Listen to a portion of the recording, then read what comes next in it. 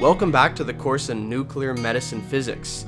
Today, we're continuing our discussion of scintillators and photomultipliers and how we can combine them together to make a good radiation detector. So we combine our scintillator and photomultiplier and we can measure a signal that comes out.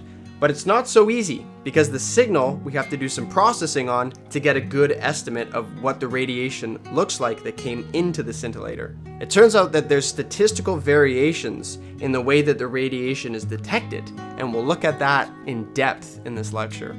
Because the PMT has a high voltage, there's going to be fluctuations in the voltage of that as well, and there's other things like electrical noise. Anyways, enjoy.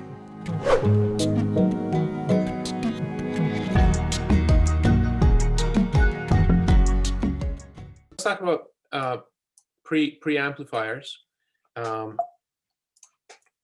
first. So the purpose of a preamplifier is to amplify the original.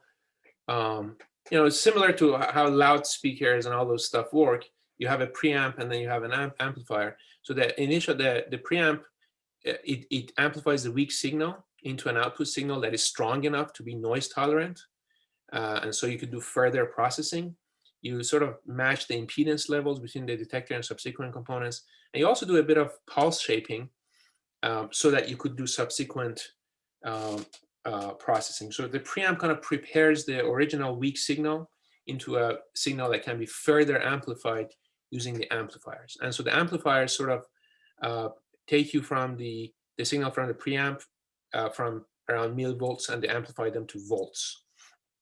And they also reshape the signal, and here's the reason. I'll tell you why they do reshaping. If this is the kind of a typical input that is going into an amplifier, you can see that the tail of this is quite fat, so to say. It's a fat tail, and so suddenly if another signal starts to show up here, it still hasn't properly processed this. So again, the dead time will be high. So if you could make this tail be more lean, kind of like here, then you're actually sort of essentially, allowing, reducing the amount of pulse pileup. Otherwise, the pulse is going to pile up here, and it's going to complicate the system. So this reshaping is going to be very important, and so that's one point. However, you may sort of get these negative shifts, and we'll talk about that a little bit. So again, you've got the pulse shaping circuit must provide an output of cleanly separated pulses, okay? Even though the preamp pulses may have those fat tails. And we gotta maintain our criteria, for example, linearity and things like that. So the amplitude should be proportional to the energy, because we really want to know what was the energy of that gamma ray that came in, because we want to reject certain gamma rays that may be misleading. For example, if they have undergone Compton scattering in the body and they have changed their direction, suddenly they're coming to the detector at a lower gamma ray, you want to throw those away. So you kind of want to know what is the energy of the gamma ray that's coming in. So this proportionality is important. And again, the rise time also should not be distorted. You got to really know, when is the appropriate, when is the time that things are arriving. So these are some requirements. The negative baseline shift that I mentioned to you may result in the subsequent signal to lose its amplitude and sort of complicate things when you do this kind of pulse shaping. So these are things that are dealt with, for example, or reduced by special circuitry. But these are things that have to be addressed. But at the end of the day, even if you've done all of those, it is possible for two signals to arrive at very, very close times, and they may just add up together. So the circuit obviously gets confused. It feels like there's this massive gamma ray coming in, massive energy, whereas it was really two different gamma rays. It's just that they arrived at almost the same time, and the system gets confused. And there is not too much you could do about that after you've done all of these things. So that's an example of pulse pileup, and that confuses the system. Now, of course, at the end of the day, if you're sort of saying, I only want energies that are not too high or too low, this kind of an event would be detected. It would be rejected. So again, so the energy information, dead time issues have to be dealt with properly. And okay, one thing you can do is obviously make these signals even thinner, make these to really maybe help with this problem, maybe make these even thinner. But to do that, that requires you to play with the width of the amplifier's pulse, so, or a time constant, but that ends up actually, even though it makes the signal thinner, but it also can degrade the signal to noise ratio. So it's a trade-off, right? Yeah, essentially timing versus signal to noise ratio. And also for time measurements, again, you've got two signals arriving at with two different energies. Well, the two of them reach the minimum sort of threshold of detection at different times, whereas we know these two signals, both of them actually arrive or have really in reality arrived at the same time, but the system would actually identify this one a bit later than that one. So this is the time measurement problem or leading edge issue. And to deal with that, again, there is signal processing happening here. So people do so-called, zero crossover timing identification. So there's a bipolar pulse that comes in. And so this sort of an approach ends up dealing with that problem I just mentioned to you, so that these two signals, even though they have different amplitudes, the time of arrival ends up being the same. The time of detection ends up being the same, so that you're not biased by the amplitude of the signal in identifying the time of arrival. So these are just some aspects of electrical signal processing, things like that. Okay, so let's say we've dealt with those. So now, how do we actually know what is the energy of the gamma ray? So as we said, when a gamma ray photon is emitted from a nucleus, it is monoenergetic. If we could accurately determine its energy, it would have a single value, and all the pulses produced in the detector would have the same magnitude if everything is monoenergetic. But that's not the case. That is not the case, right? When we measure the energy, things could have happened. There's a whole array of strangeness that happens before you detect that original, let's say 140 keV or that original 511 keV. So you don't just measure things monoenergetically in the detectors. You're going to see a whole array of strangeness. And so we're going to learn about that today. So it is important that we understand the processes going on within the detector to interpret the observed events. So here's an example, sodium iodide example. So this is a scintillator. The source is sending high energetic, gamma ray in, but there's a whole bunch of things that can happen. And so we're going to talk about that today. And that's why you get a whole range of energies detected. So one, so we're going to go over all these phenomena here. Well, one, and this is the ideal scenario, is when the gamma ray is completely absorbed by the photoelectric interaction. So it departs all of its energy to the electrons in the scintillator, which end up exciting the scintillation molecule, and the rest is history. You get the glow that you need, all that stuff. So this is ideal. The entire energy of the gamma ray is departed into the scintillator. You could have a case where first it undergoes Compton scattering, so it loses and it departs some of its energy to the scintillator, but then it ends up being absorbed here. Now, if both of these happen in the same scintillator, that's fine. You're going to get some energy coming from here, some energy coming from here, but the summation of it is going to be okay. And so you've departed all of the energy to the scintillator. But what if you do Compton scattering?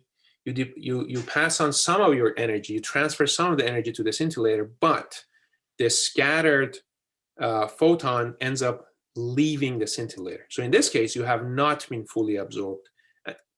You've only transmitted some of your energy. So the scintillator ends up taking less energy than the original true energy of the source. So that was that. Here's another example where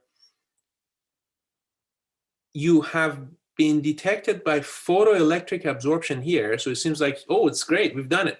But unfortunately, as you know, so what has happened is photoelectric absorption can result in characteristic X-rays, which Carlos talked about in one of the first lectures. So you get characteristic X-rays. Normally, those characteristic X-rays end up being absorbed anyways, and they add, in total, the energy has been transmitted. But what if those characteristic X-rays, because they're too close to the surface here, leave the scintillator? Then some of your energy has left the scintillator, has not been absorbed in the scintillator. So you've only, again, passed on a fraction of the original energy. Now, what if you first actually hit the lead shielding and you reduce the energy of the gamma ray, then the gamma ray enters the scintillator, then it's fully absorbed. So again, it's partial energy absorption. And what if you, as you see, there's so many things that could happen. What if you have been absorbed entirely, completely via photoelectric absorption in the lead shield, but then this leads to characteristic X-rays from lead, and those characteristic X-rays from the lead enter the scintillator and are absorbed.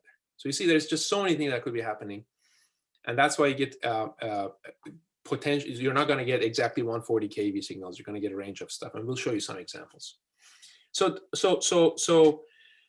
we really wish to select those pulses where the gamma rays are coming from the original source, so they have not been, let's say, scattered in the body. They have also not been like scattered in the lead shield and all that stuff.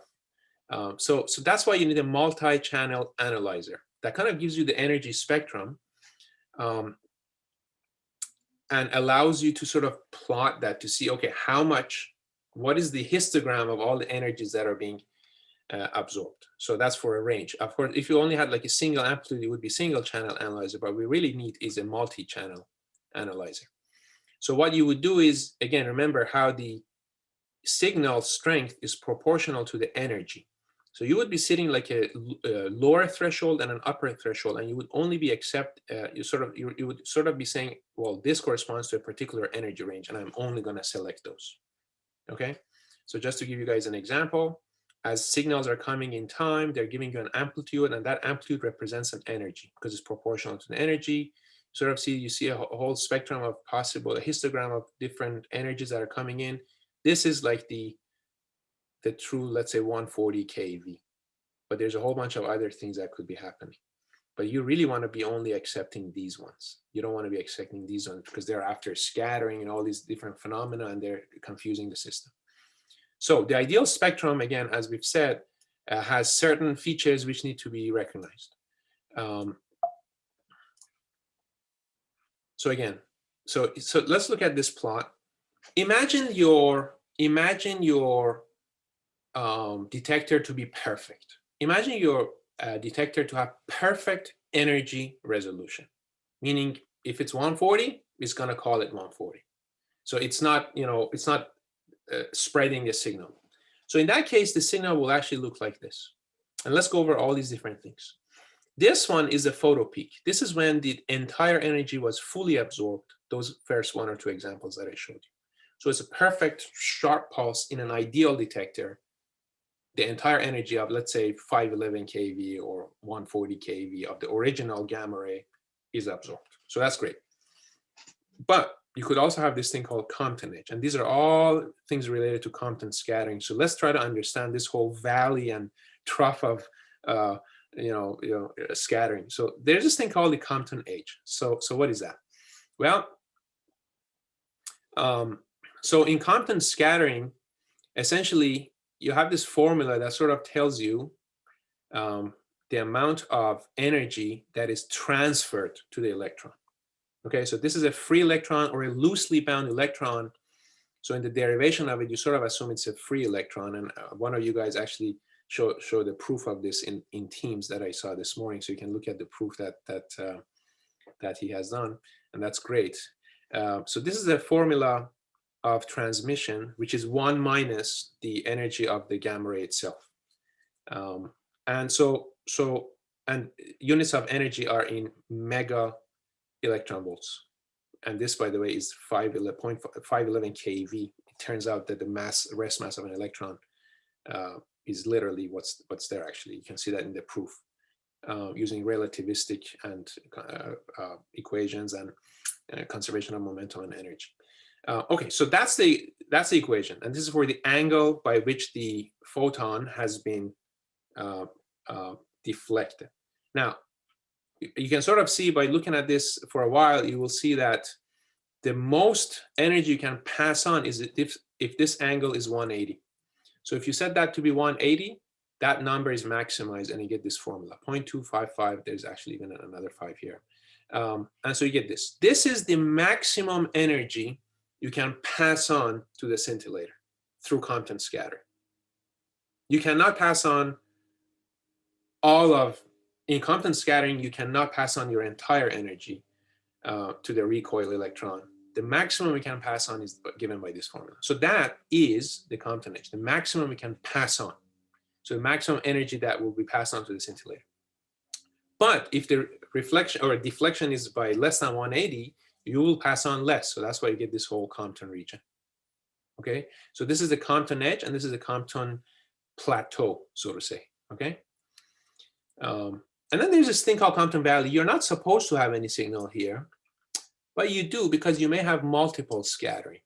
So you could pass on some of it by a single scatter, but then there could be a double scatter, another scatter. So you could actually pass on more than the maximum allowed in the Compton edge because you're doing multiple scattering.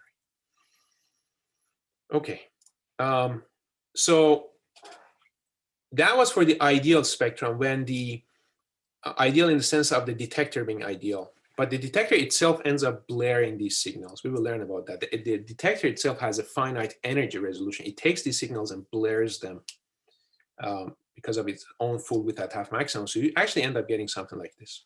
So now you guys can start to recognize some of these. So this is when the entire energy is passed on. This is for an example of cesium-137, which has a signal of 661 or 662. So this is a good number to sort of memorize for cesium.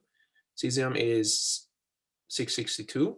And so this is when all of its energy has been passed on. This is the Compton edge. This is the Compton plateau. And this is the valley here of multiple scattering. But you start to see other things. There's this thing called backscatter peak. And there's these characteristic X-ray. So what are these? So let's talk about these a little bit more.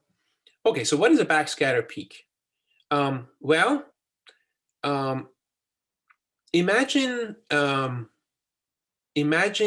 it's really the reverse of the Compton edge phenomena. Imagine you hit the lead shield at, let's say, almost 180 and you reflect it back. Okay, so you have passed on the maximum you can pass on. That means you have retained the minimum energy you can retain. Okay, so in that case, the Compton edge is the maximum energy you can pass on to the scintillator, and the backscatter is the minimum energy you can retain. Now imagine that photon that has been back reflected being detected in a different scintillator. Let's say you hit the lead shield, you do backscatter, you have maintained a minimum amount of energy that you can, or even you've gone into a scintillator, you've backscattered, and you've been detected in another scintillator. Now, of course, if these two are detecting the same scintillator, that's actually a good thing. They add up because they add up to the total energy of the incident photon. But they may not. This could be just happening in the lead shield, or it could be in another scintillator. So you may end up with this backscatter peak. And so you guys can do using those equations, you guys can calculate this. Here's a Compton edge backscatter peak. Though it's kind of funny for technetium 99M, if you do the math, you'll see that the backscatter peak is actually higher than the Compton edge. I'll let you guys figure that out. So you can go through the math. So in that case, actually these two would be reversed. Backscatter peak is actually higher than the Compton edge. And this is sort of showing the backscatter photon. So these are some examples of original photon energies coming in. This is the famous 140 keV. For cesium, we showed for 662. You can sort of see some energy. So again, in the case of technetium 99, for these two examples, the backscatter peak is actually higher than the recoil, the maximum transmission. But in higher energies, the order switches. I'll let you guys figure that out. So that's one thing. And then you've got these characteristic X-rays that I mentioned before. So again, if you've hit the lead shield, let's say through photoelectric absorption, and it has resulted in characteristic X-rays, and those characteristic X-rays, just by bad luck, they enter the scintillator and are detected by it, well, then you get the lead characteristic X-rays. And that's an example here.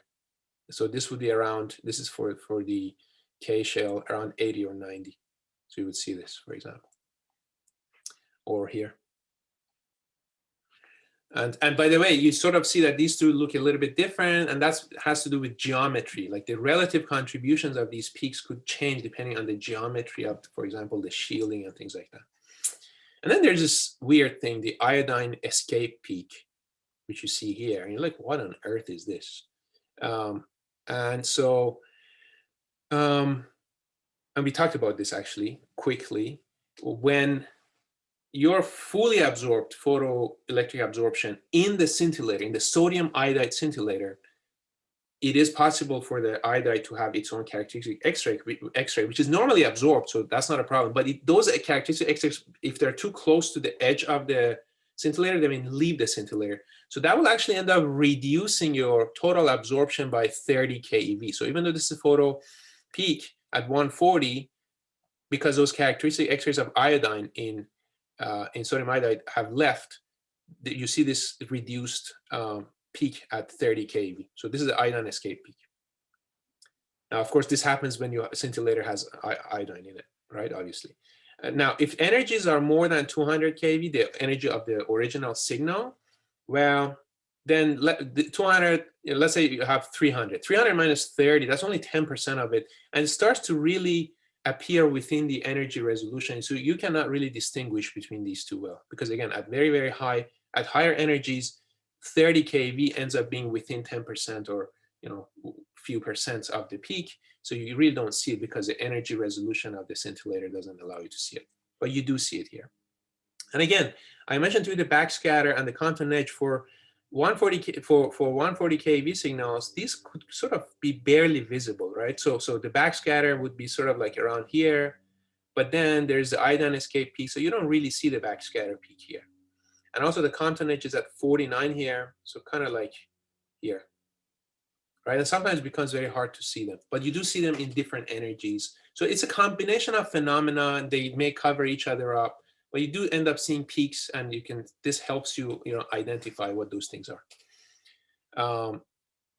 And finally, and bizarrely, okay, so let's say the iodine X-ray escapes the scintillator, but what if it goes and is detected in another scintillator? So now this 30 keV iodine X-ray peak has gone to another scintillator. So another scintillator may detect 30 keV signal, which is the iodine X-ray peak from another scintillator entering this scintillator.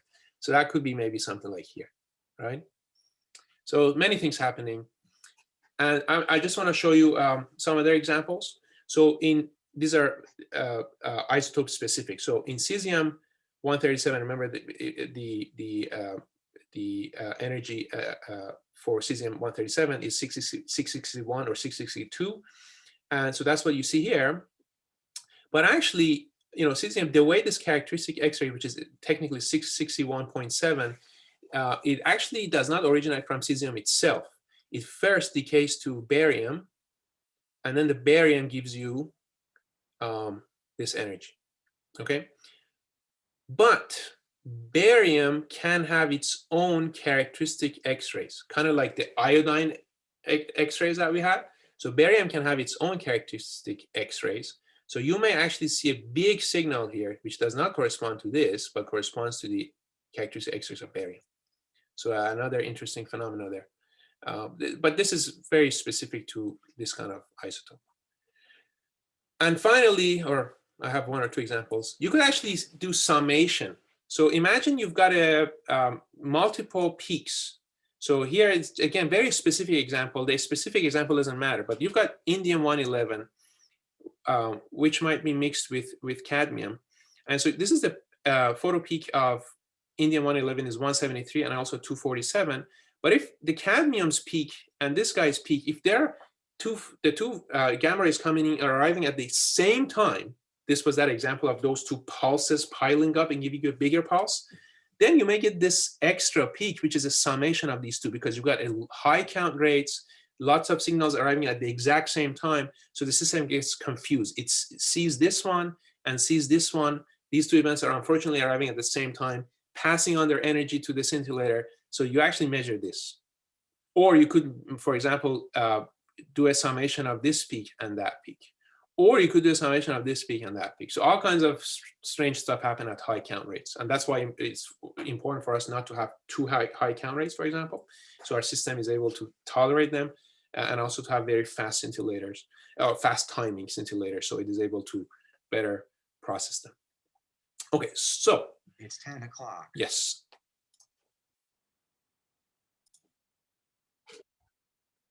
So here's an interesting question that I want you guys to work out on your own. It's kind of an assignment that I want you to do it on your own and see how you feel about it. It's a good exercise to go through, and I'll try to give some hints about it. So the idea is, can you draw the energy spectrum of technetium 99M before and after passing through, let's say, 10 centimeters of water? Okay, so it's a good exercise to think about. And to help you with this, let's see. Okay, so to sort of help us remember what we talked about, this is the spectrum I showed you for an ideal detector that has perfect energy resolution. So we've got the photo peak, we've got the Compton edge, etc. Now this looks very similar to a figure we have in our own text, the Chandra text, where this looks actually quite similar to this, as you can see, except that this is not for an ideal detector. So you see a fine, sort of a spreading or a blaring of this here and also here, though this one doesn't show the effect of multiple Compton scattering, but you could have signal here. But so this would be the Compton edge, etc. So these two are, as you can sort of see, are the same. But remember, this is about an incoming gamma ray passing its energy to the recoil electrons, to the system, to the scintillator. But the question is about the energy of the original gamma ray itself, not what it passes on. So it's, in a sense, it's the reverse of it, right? So think about it more, but we have this other figure in our textbook in chapter 6, where it is plotting, let's say, an incoming gamma ray at 364 keV, and what happens to the gamma ray itself versus how it's passing on its energy. Now, this plot is only for Compton scattering. It doesn't really show the photo peak because it doesn't talk about photoelectric absorption. But essentially, you've got the, this is the incoming gamma ray. It may pass on a little bit or more or more or more of its energy. So as this moves down, it means it is retaining less and less, and it is passing on more and more. Retaining less and less, passing on more and more. Until it reaches here, which is the minimum energy that it can retain, which is the maximum energy it can pass on. So think about all of those, and where these two numbers are supposed to be. Is the order like this or like that? Work it out and think about this, okay?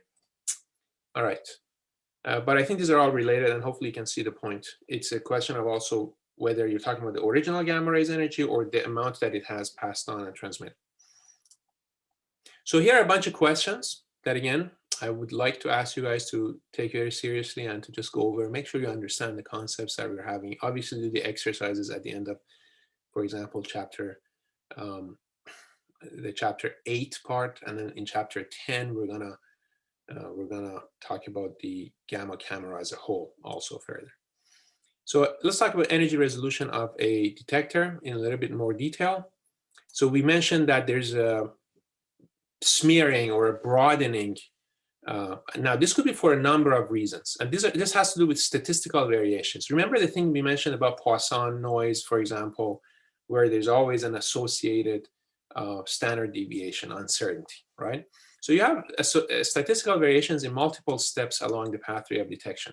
It could be just the number of photons, for example, produced per keV in a detector. Remember how we said in a sodium iodide you have 40 photons per keV produced, so that's 40 times 140 around 5,000, 6,000 photons. But that number is not fixed. That number has statistical oscillation variation in it. So that's one source of uncertainty, right? So the inherent uncertainty associated with that. Also, how many of those end up being actually detected and going through that process at the photocathode entrance of the PMT. The electrons themselves released from the photocathode, so how many end up making it to the photocathode and how many end up being actually producing the electrons from the photocathode. And also the amplification is not fixed, right? We say, for example, the magnification, let's say, is a factor of 7, but that's not fixed. That has its own associated uncertainty. So all these statistical variations, and also in the high voltage source, you may have fluctuations. You have electrical noise and all kinds of things, right? So as a whole, this creates uncertainty in the detection task, and that creates, so even though you have detected 140 kV, and that's supposed to give you an exact number of, an exact final voltage produced after your amplifier, but that's not the case, right? So you're gonna see a blaring of that. And so those statistical variations in the detection phenomena combined with these fluctuations and electrical noise, they end up giving you that finite blaring. So the energy resolution of a detector is the ability of the detector to resolve energies, and that's obviously important. We measure that using a full width at half maximum. And we typically express that as a percentage of the photopeak energy. And this is called the percent energy resolution. Okay? And it is important to realize that the energy resolution itself varies with the incoming energy. So you can't just say this detector has this energy resolution. No, this detector has this energy resolution for this energy, or another energy resolution for that energy. So again, you've got, for example, technetium, lower energy, higher energy, what's going to happen? So again, this is a plot we showed here. You take the maximum peak, measure the full width at half maximum. What is the width of this? The smaller, the better. And then you divide that by the energy itself, and that gives you a percentage. So again, here's an example that we're showing for cesium-137, where, for example, the spread is 46. You divide that by the energy 662, and that gives you about 7%. Okay, so at that energy, it's 7%. But energy resolution, as I mentioned, changes with energy. So in fact, as you go higher in energy, you actually get better energy resolution. Smaller means better, right? Smaller means better. And why is that? Well, you get more scintillation photons, right? If you're having a higher energy incoming gamma ray, it's going to produce more scintillation photons, right? And that results in smaller percent variation in the number of scintillation photons. Remember, again, the Poisson process, where the percent standard deviation becomes smaller as the number of events are higher. So you actually get smaller and narrower and better energy resolution. Okay, so these are the kind of resolutions that we have. And then that allows you to put, for example, an energy window around your photo peak to reject all of these. Because if you tell your system that I only want to accept energies coming in this range, then you can reject all of these weird phenomena. Now, you cannot make this too narrow because of the finite energy resolution of your system. And you don't want to make it too big because it's going to start including these things. So it's a trade-off, because if you make it too narrow, you're going to actually lose some real events, because those real events have been blurred out due to the energy resolution. So let's say you may want to put 15, 20%, depends. I mean, totally depends on the energies, on the system, etc.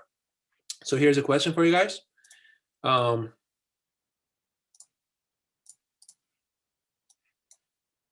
For technetium 99M with a photo peak energy of 140 kV, think about it carefully. Using a 20% window would accept all pulses between 1 and 1.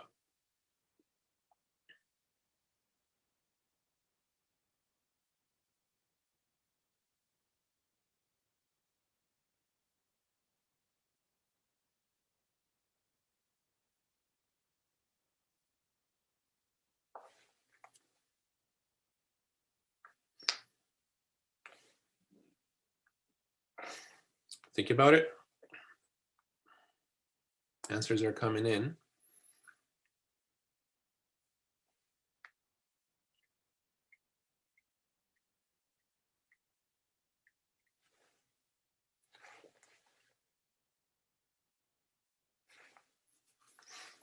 Okay, most people have answered. So in the interest of time, I will show you the results. I was worried some people would select B, and they did, and B is not correct. And the reason is because D is correct. And the reason is because the width is 20%, not on each side, the total width. So 20% of 140 is 28, but that's a total width. So moving to the right, it would be half of that. Moving to the left would be half of that. So the total width is 28, but it means 14 on each side. So it's 140 minus 14 and 140 plus 14. So actually the correct answer is D, okay? So it's an interesting one because sometimes, yeah, anyhow. So, and here's another one, a true or false question. This one, take your time, think about it. For technetium 99M versus cesium 137 photopeaks, the former, meaning technetium, has lower percent full width at half maximum compared to the latter. Think about it.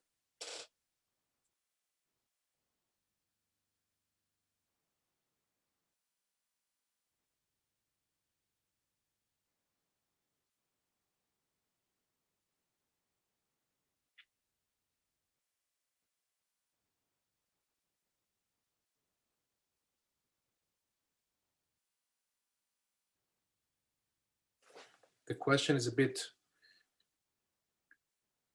it could be phrased in different ways, but this is a perfectly fine way to ask that question. So what do you think?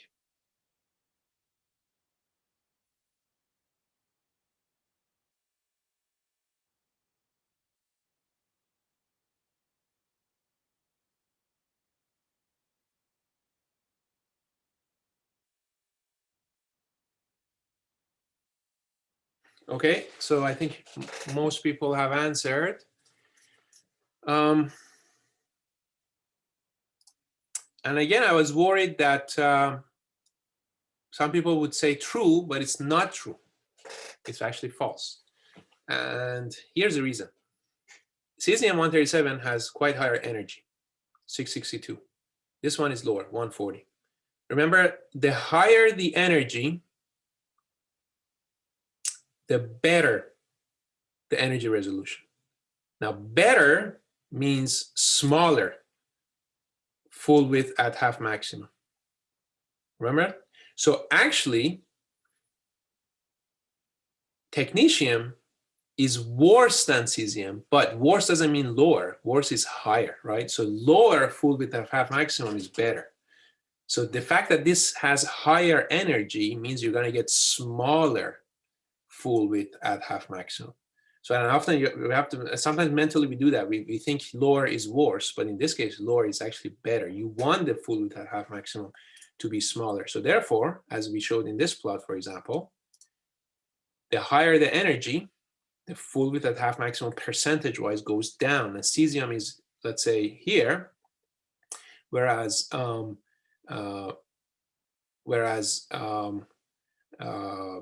would be like here. We're not plotting it here. So technetium does not have lower full width at half maximum. It actually has higher, and it means it's worse. So we have better energy resolution here. Okay, I hope that's clear. And finally, here are some questions. In the interest of time, again, look at these, and that is the end of the presentation.